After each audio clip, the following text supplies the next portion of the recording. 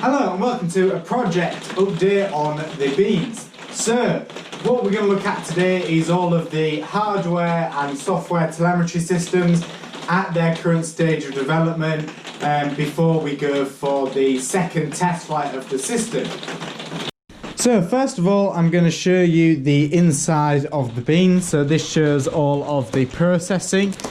So inside we have got a telemetry transceiver here at the back. We've got the battery at the front. We've got a PPM 10 channel receiver. And we've got the brains of the operation, which is an STM32 and a MPU 6050 gyro and a BMP 180 pressure sensor. So these sensors allow me to build the first parts of the autopilot, which is auto level, which I've already got coding up and I'll demonstrate in a second. So the rest of the airframe is still the same, however I have changed the landing gear since the first test flight just to be a bit more robust. So this is the code that is running on the beam plane itself. So what I'm using STM32 Arduino to program the STM32, which is working fine for now, but at some point I may switch over to the Atmel Studio, but for now Arduino's doing fine for me. So here we've got the main sketch that does it doesn't do the majority of the processing but keeps everything organised. So to keep things simple, we've got a few libraries. So we've got server, running average, PID controllers, PPM reader and the BMP code. And we also have a serial connection going to the telemetry radio, and then we loop through all the code. So in manual mode, this code runs, and this basically writes all the PPM reading values to the servers as PWM signals. So this just gives you manual control. However, when you flick into auto level mode, this code runs. So currently we've got two PID loops that try and keep the aircraft at the given setting. So when the controls are released, it tries and keeps it at a slight pitch up angle. So that is done here. So this auto level code I think runs at about 50 Hz, something like that. This is the barometer calculation, so that just gets our height. And this is the gyro compute section. So the gyro was probably the most work up until this point. I probably went through about 4 different iterations, some of my own code, some using libraries. And in the end I settled on the I2C dev library, and with some of my own code we managed to get a very solid gyro reading, because the hard thing is with the MPU 6050 you've got both accelerometers and gyros. So accelerometers use gravity but get hammered by vibration, so as soon as there's any vibration in the system the readings go way off. Whereas gyros are not affected by vibration, but they tend to drift over time. So you've got to get in both the readings and combine them.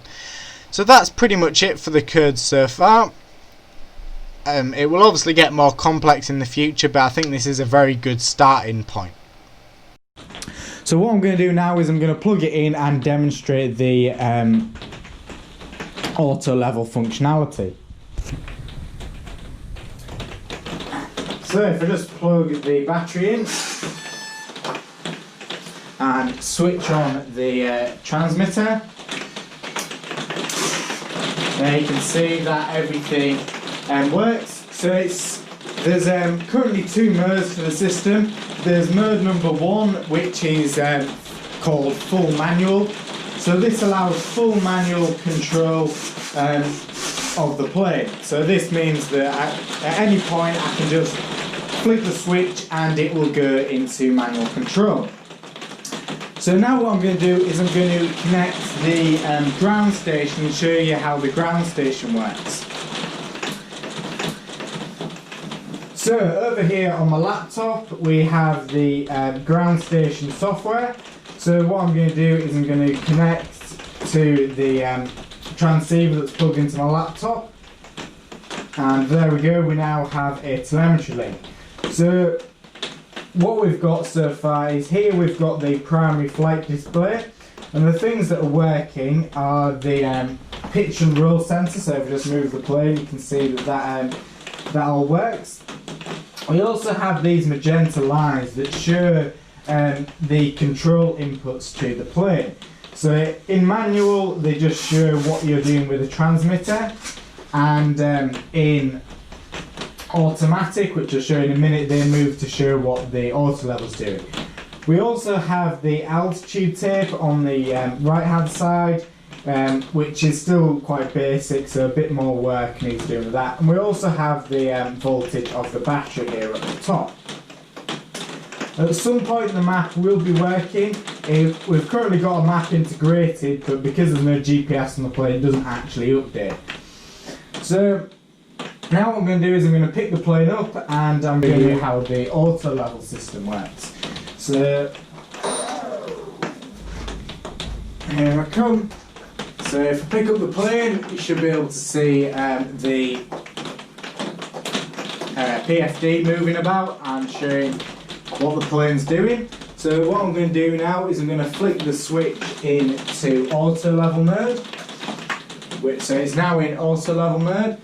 So now if I pick it up and wiggle it about, hopefully you should be able to see on the screen the lines moving about and the controls. So pick it up, and there you can see that everything works. So this will probably take a few goes at tuning the PID loops, because I'm not exactly sure what values need to be set. And I'll also test out how we've got the control working with auto level, because obviously when you're in manual control, the controls don't mean what angle it is. However, in auto level, if you say move the stick all the way to the left, what the aircraft is trying to do is it's trying to pitch to, I think, about 20 degrees. So you can see that throughout this time I'm holding the stick to the left, and it tries to maintain about 20 degrees angle of bank. And it's the same for the pitch. So we'll see how this works out. So I think that's the end of this update, fairly simple. So now it's time for the test flight, so make sure to look up for the next video, which will hopefully be this thing in the air.